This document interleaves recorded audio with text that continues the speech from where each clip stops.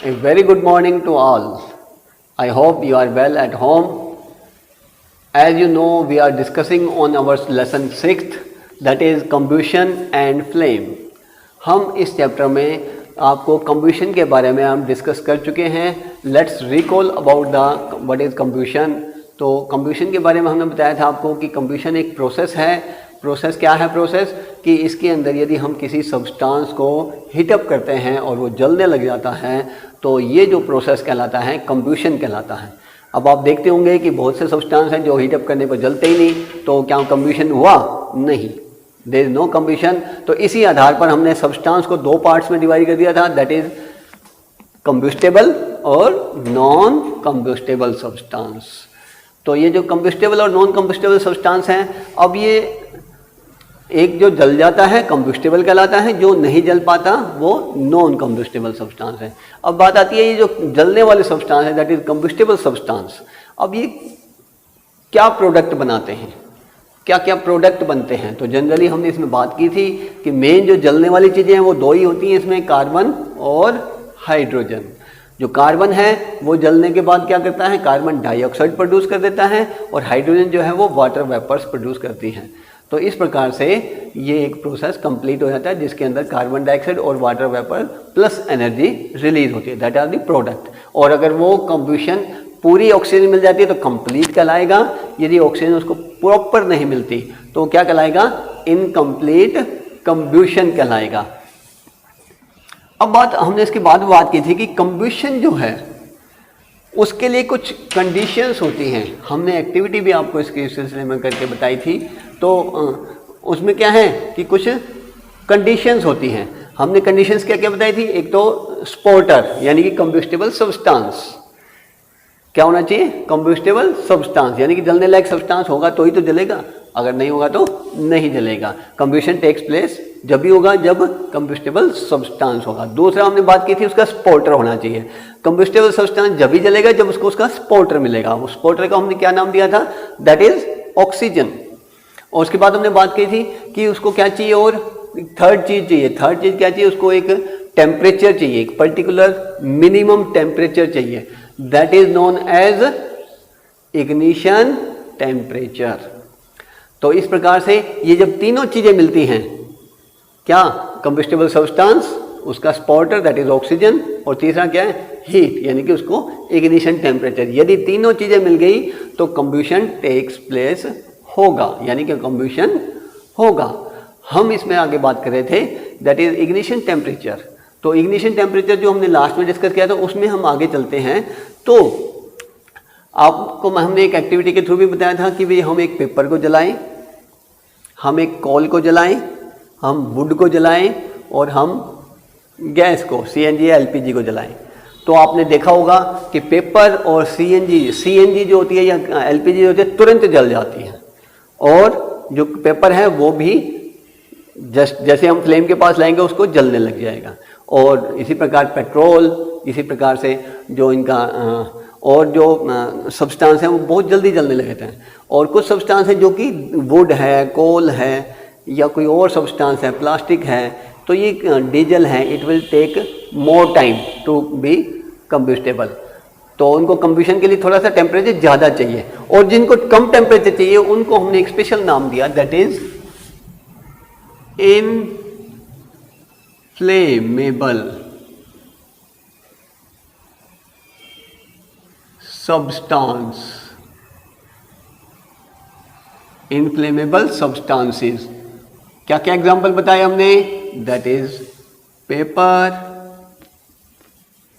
CNG, LPG, petrol, etc. तो इस प्रकार से जो सब्सटेंस बहुत ही जल्दी आग पकड़ लेते हैं, हाईली इनफ्लेमेबल. आपने कई बार देखा होगा कि जो तेल के टैंकर होते हैं, यानी कि वो ट्रक जो कि तेल को एक जगह से दूसरी जगह लेके जाते हैं या गैस को लेके जाते हैं, एलपीजी को लेके जाते हैं, तो उनके ऊपर लिखा होता है एक स्पेशल वर्ड,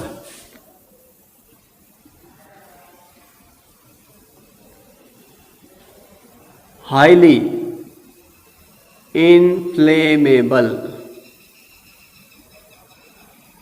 क्या आपने कभी रिकॉग्नाइज किया उसके ऊपर ऐसा क्यों लिखा होता है? हाईली का मतलब बहुत जल्दी, तुरंत। यदि उसको चिंगारी में मिल गई तो क्या होगा? दे विल कैच फायर, और क्या हो सकता है? कोई हादसा हो सकता है। इसीलिए उसके ऊपर स्पेशल इंस्ट्रक्शन होती हैं, हाईली इन्फ्लेमेबल, इसके आसपास किसी प्रकार की कोई चिंगारी, कोई जलती वस्तु ना लेके आए।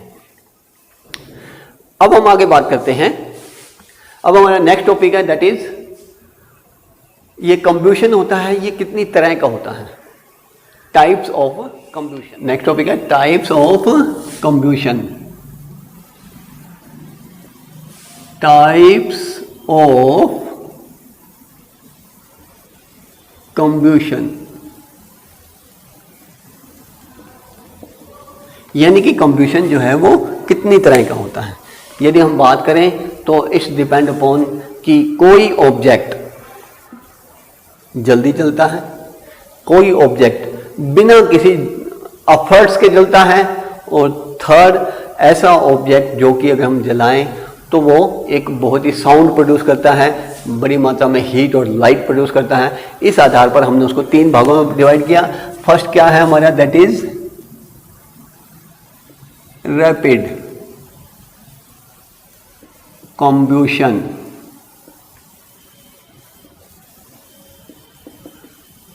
अब ये रैपिड कंब्यूशन क्या होता है? रैपिड का मतलब तुरंत, तेजी से। एक बार हमने जलाया और उसने तुरंत आग पकड़ ली, जैसे कि हमारी एलपीजी। जैसे आग दिखाएंगे तुरंत आग पकड़ लेगा और जलना शुरू कर देगा, और कंटिन्यूसली फिर जलता चला जाता है। ऐसा जो कंब्यूशन होता है that is known as rapid combustion, यानी कि जिसको हम आग दिखाएं और वो आग पकड़ ले और जलता चला जाए। उसके बाद सेकंड जो कंब्यूशन है दैट इज स्पॉन्टेनियस कंब्यूशन। क्या है? स्पॉन्टेनियस कंब्यूशन।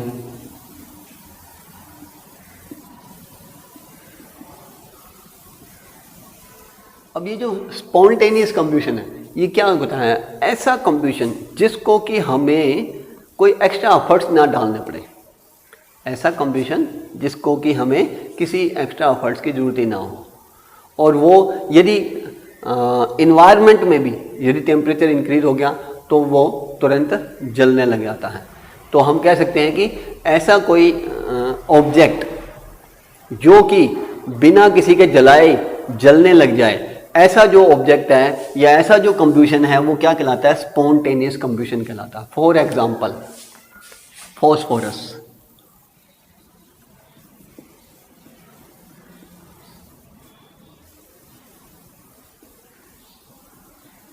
व्हाइट फॉस्फोरस, इसका जनरल टेम्परेचर क्या होता है? ये होता है 35 डिग्री सेल्सियस।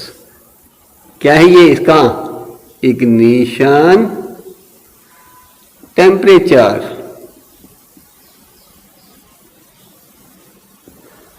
व्हाइट फॉस्फोरस होता है, उसका इग्निशन टेम्परेचर कितना होता है? 35 डिग्री सेल्सियस। अच्छा ये बताइए, आपके जो गर्मियों में जो टेम्परेचर है वो कितना ज़्यादा हो जाता है?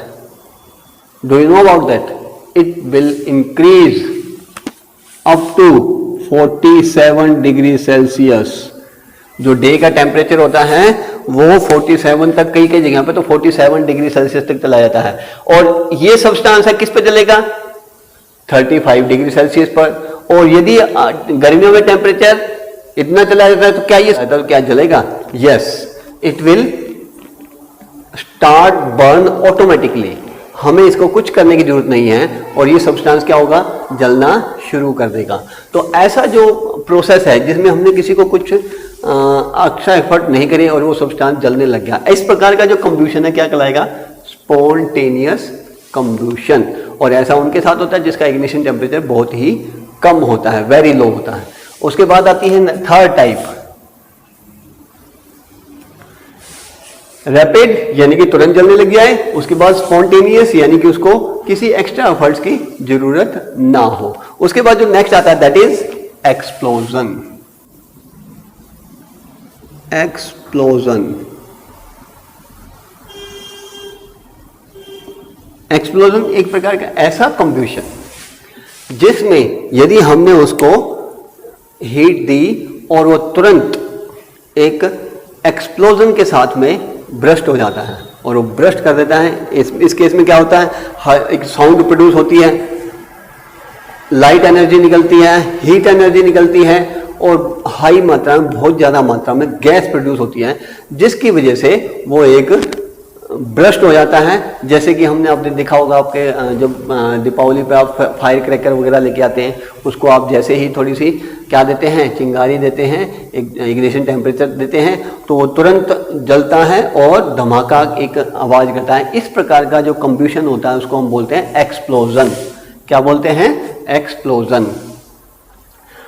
अब नेक्स्ट बात आती है, दैट इज, ये तो हो गया हमारा कंब्यूशन के टाइप्स। अब हम बात करेंगे कि ये जो फ्यूल हैं, ये फ्यूल कह लीजिए या कोई सब्सटेंस है, वो जल रहे हैं, हमें ज़रूरत है, हम उसको जला रहे हैं। अगर ये चीज़ कंट्रोल में है तब तो अच्छी बात है, हमारे किसी न किसी काम में आ जाएंगे। यदि अनकंट्रोल्ड हो, जिसको हम कहते हैं फायर, यानी कि आग लगना, अगर ऐसी कोई कंडीशन है तो उसको हम कैसे रेक्टिफाई करेंगे या उसके लिए हमें क्या क्या मेजर करने पड़ेंगे।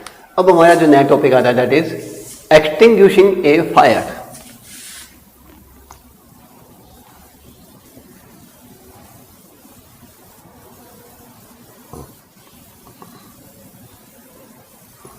ए फायर, यदि कहीं आग लग जाती है तो उस आग को हम कैसे एक्सटिंग्विश करेंगे, यानी कि एक्सटिंग्विश का मतलब क्या होता है? बुझाना, जलती हुई चीज़ को बुझाना। तो हम कोई फायर जल रही है तो उसको कैसे एक्सटिंग्विश करेंगे, उसके ऊपर डिस्कस करेंगे। आपने देखा होगा कि कई बार आग लग जाती है कई कई जगह पर और हमें उसके लिए कुछ मेजर्स करने पड़ते हैं। उस मेजर्स में कौन कौन से मेजर्स कब कब करने चाहिए, उससे विषय में हम डिस्कस करेंगे। ऐसा नहीं है कि हर आग हर प्रकार से बुझाई जा सकती है, उसमें भी कुछ परेशानियां आ सकती हैं। जैसे सपोज करिए किसी घर में आग लग गई और आग किस वजह से है? किसी बिजली हीट इक्विपमेंट की वजह से है, जो कि किससे कनेक्टेड है? बिजली से कनेक्टेड है, इलेक्ट्रिसिटी के ऐसे इक्विपमेंट में, और इलेक्ट्रिसिटी मेन सप्लाई ऑन है। यदि ऐसी कंडीशन में यदि हम पानी का यूज़ करेंगे तो क्या होगा? You well aware about that कि इलेक्ट्रिसिटी जो है वो पानी जो होता है, जो आपका जो यूज़ करते हैं, that is not a pure, that's why it will conduct the electricity and can harm you also.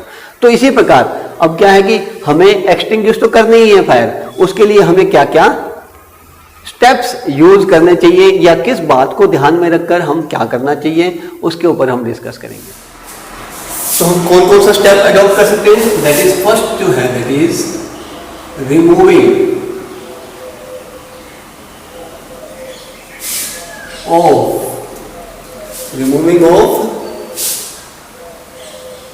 combustible substance। हम क्या कर सकते हैं? कंबस्टिबल कोई सब्सटेंस है उसको रिमूव कर दें। यदि कंबस्टिबल सब्सटेंस ही नहीं होगा तो आग नहीं बढ़ेगी। अगर मान लो कहीं आग लग रही है तो हम वहाँ पे क्या कर सकते हैं? उसको रिमूव कर सकते हैं सब्सटेंस को, लेकिन बहुत सी कंडीशन में ऐसा पॉसिबल नहीं होता। यानी कि किसी बिल्डिंग में अगर आग लगी हुई है तो हम उस बिल्डिंग को तो रिमूव कर नहीं सकते। हम ये हो सकता है कि उसके आसपास की जो बिल्डिंग्स हैं उसके ऊपर कोई और मेजर करके, ताकि आग आगे ना फैले, तो उसको हम बचा सकते हैं। तो लेकिन अब क्या है इसके लिए, इस कंडीशन में, जैसे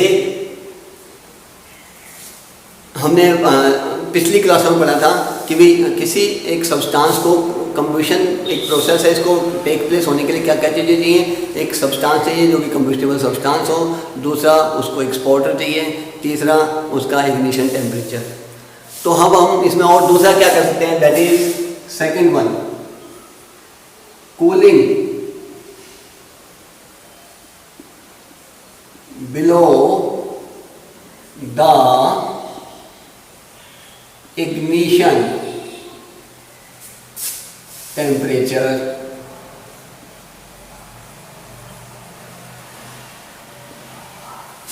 हम क्या करें, उसको ठंडा करें ताकि वो अपने इग्निशन टेम्परेचर तक ना पहुँचे।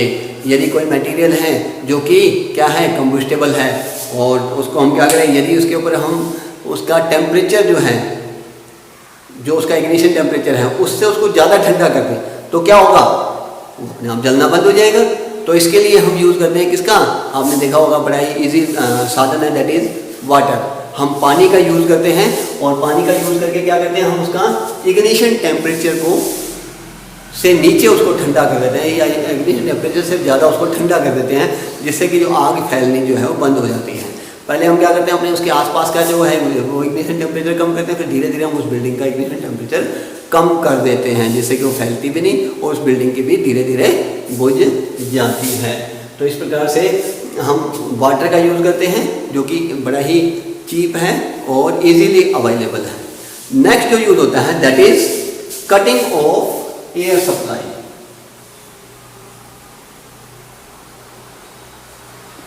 कटिंग ऑफ एयर सप्लाई, यानी कि उसकी एयर की सप्लाई काट दी जाए। एयर में मेन चीज क्या है, दैट इज ऑक्सीजन। एयर में क्या चीज है, ऑक्सीजन है। यदि ऑक्सीजन की सप्लाई नहीं होगी तो कंबशन टेक प्लेस नहीं हो सकता। जैसा कि हम जानते ही हैं, ये तीनों चीजें चाहिए होती हैं, एक तो आपका कंबस्टल सब्सटेंस, दूसरा उसका सपोर्टर और तीसरा इग्निशन टेम्परेचर। यदि इग्निशन टेम्परेचर बिलो नहीं कर सकते तो हम उसका सपोर्टर को हटा दें, तो ये दोनों चीज़ें कंबशन के लिए प्रॉपर नहीं है। यदि कंबस्टिबल सब्सटेंस नहीं हटा सकते तो इसमें से किसी दो चीज़ों का हम यूज़ कर लेते हैं। जैसा कि हमने कहा, इग्निशन टेम्परेचर को कम किया जा सकता है with the help of cooling, हम उसको ठंडा करके उसका इग्निशन टेम्परेचर कम कर देते हैं। तीसरा हम बात करेंगे that is cutting of the air supply. अब एयर सप्लाई जो है उसकी कैसे काटी जा सकती है। सपोज करिए किसी कोई आदमी है जिसको कि काम कर रहा था और उसको किचन में आग लगी, उसके कपड़ों में आग लग गई, तो उस कंडीशन में हम क्या करेंगे, पानी घेर देंगे उसके ऊपर ना। पानी घेरने से क्या होगा, तो उसके अंदर पानी जो एकदम से भाप बनाएगा वो उसके अंदर क्या कर सकता है, उसके छाले डाल सकता है, कपड़े उसके चिपक सकते हैं। गर्म कपड़े जो उसके हाथ चिपकेंगे तो वो क्या है, उसके ऊपर छाले डल जाएंगे और व्यक्ति जो है ज़्यादा परेशान हो जाएगा। ऐसी कंडीशन में हमें क्या करना चाहिए, उसकी एयर सप्लाई को कट कर देना चाहिए। कैसे हम करेंगे, एक ब्लैंकेट लें, उसके चारों तरफ लपेट के उसको तेज़ी से ज़मीन के ऊपर रोल करना शुरू कर दें। इससे क्या होगा, एक तो जो कंबल जो हमने अभी डाला था उसका टेम्परेचर कम था, और दूसरा उसके अंदर जो ऑक्सीजन की सप्लाई थी वो जलने के बाद तुरंत खत्म हो जाएगी। तो इन दोनों सब्सटेंस इकट्ठे होने की वजह से क्या होगा, तुरंत से वो आग बुझ जाएगी और उसको रिलीफ मिलेगी। अब इसी प्रकार और भी अगर हम बात करें, हम सभी जगह कूलिंग वाला चीज़ यूज़ नहीं कर सकते। सपोज करो कहीं आपको आग लगी है और जिसमें आपका शॉर्ट सर्किट की वजह से या किसी इलेक्ट्रिकल इक्विपमेंट के अंदर आग लगी है और आपने देख लिया, आप उसको तुरंत बुझाने की कोशिश करते हैं। उस कंडीशन में आप क्या करेंगे, पानी डालेंगे। पानी डालने से आपको ही नुकसान होगा।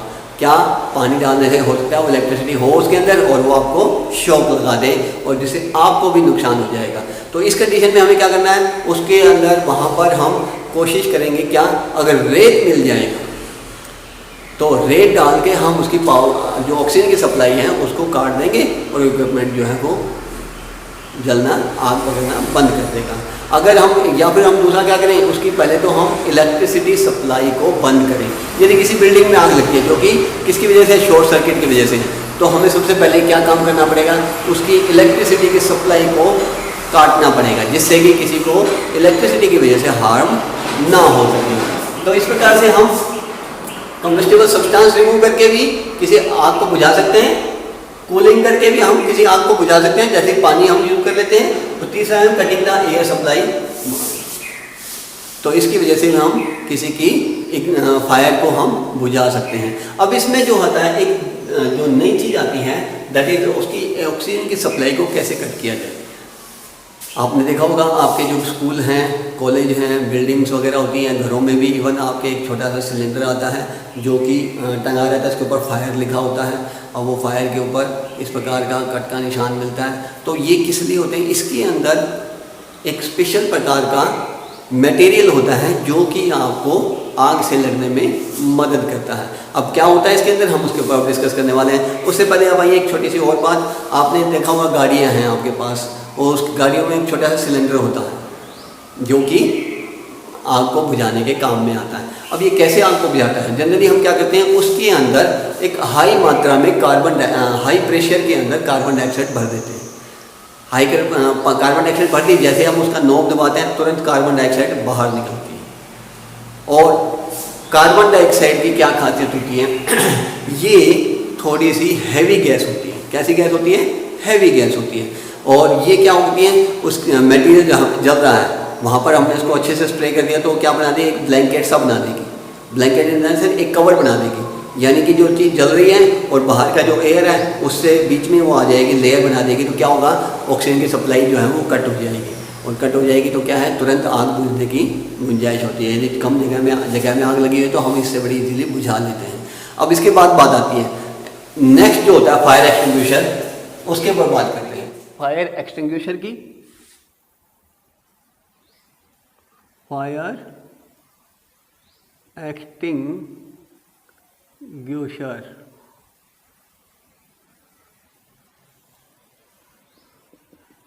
जैसे कि हमने बताया कि फायर को बुझाने के लिए हम कई साधन यूज़ कर सकते हैं। हम उसमें से जैसे पहले बात कर रहे थे कि हमारे जो बिल्डिंग होती है कई बड़ी बड़ी, वहाँ पर एक बड़े बड़े सिलेंडर रखे होते हैं।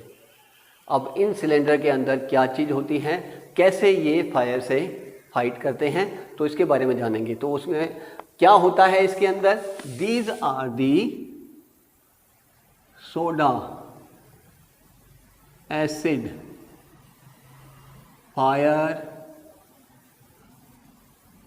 Extinguisher.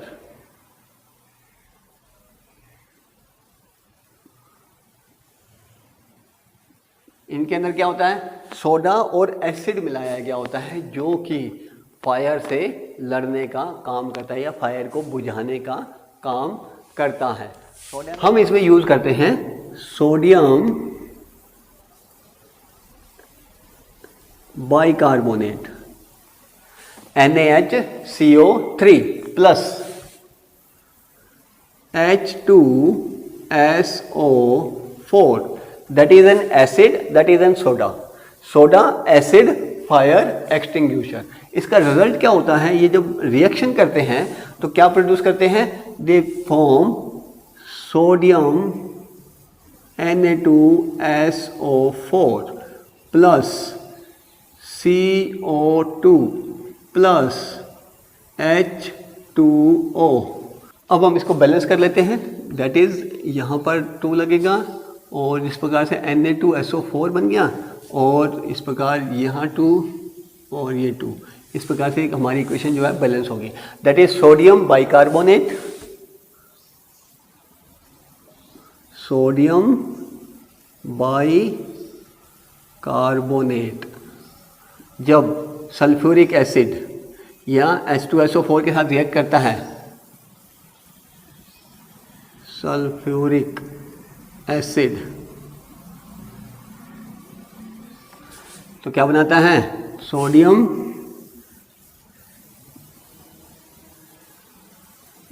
Sulphate plus carbon dioxide और वाटर। इस प्रकार से जो रिएक्शन होती है इसमें क्या है कि कार्बन डाइऑक्साइड और पानी दोनों इकट्ठे बनते हैं और वो क्या करते हैं कि फायर को बड़ी इजीली बुझा देते हैं। और ये सोडियम सल्फेट साथ में बनते हैं, ये भी उसके साथ मिलकर एक लेयर बना देता है जो कि क्या काम करता है, तीनों प्रकार से, यानी कि उसकी जो कंप्रेसिबल सब्सटेंस है उसके ऊपर एक लेयर बना देते हैं, और लेयर बनाने से क्या होता है, वो कंप्रेसिबल सब्सटेंस नीचे रह जाता है और नॉन कंप्रेसिबल सब्सटेंस ऊपर आ जाता है। दूसरा, वो कार्बन डाइऑक्साइड की लेयर बना देते हैं। तीसरा, उसके अंदर पानी होता है जो कि उसका इग्निशन टेम्परेचर कम करने में मदद करता है। इस प्रकार से वो बहुत ही अच्छे तरीके से जो आग के ऊपर बड़ी जल्दी ही कंट्रोल कर लेता है। देखिए आपके सामने एक डायग्राम आ रहा होगा, उस डायग्राम में आप देखिए ध्यान से, उसमें हमने आपको दिखाया है कि सोडा एसिड फायर एक्सटिंग्विशर कैसा होता है और उसके अंदर की स्ट्रक्चर बताई हुई है आपको। देखिए सामने बाहर क्या है, एक बड़ा कंटेनर है जिसके अंदर हमने एक और कंटेनर बना रखा है, उस कंटेनर के अंदर हमने एक बोतल रखी हुई है। अब बोतल के ऊपर देखिए एक नोब लगी होती है, नोब और के नीचे बोतल है जो कि एक ग्लास की बोतल है और एक ग्लास का ही कंटेनर होता है और बाहर का जो है वो मेटेलिक कंटेनर होता है। अब इसकी वजह क्या होता है, जैसे कहीं हमारे को उसको क्या करना है, यूज में लेके आना है, तो हम नोब को जोर से स्ट्राइक करते हैं, जिसकी वजह से जो कांच की वो बोतल है वो टूट जाती है। टूटने की वजह से क्या होता है, इसके अंदर जो सल्फ्यूरिक एसिड होता है वो किस में मिल जाता है, सोडियम बाइकार्बोनेट के सॉल्यूशन में मिल जाता है। इसकी वजह से क्या होता है, रिएक्शन शुरू हो जाती है। रिएक्शन की वजह से हमने बताया कि सोडियम सल्फेट बनता है और पानी बनता है और साथ में कार्बन डाइऑक्साइड बनती है हाई मात्रा में, जो कि प्रेशर के साथ निकलता है। तो वो क्या करता है, आपका जो इक्विपमेंट जो जिसकी आग लगी हुई थी उसको बड़ी इजीली बुझा देता है। तो एक बहुत ही बढ़िया fire extinguisher, that is soda acid fire extinguisher. That's all about today's class. In next class we discuss about the flame. Flame क्या होती है और उसके कितने जो अलग अलग डिफरेंट जोन्स होते हैं, कैसी होती है, उसके अंदर क्या स्ट्रक्चर है उसकी, उसके बारे में हम डिस्कस करेंगे। Thank you for today.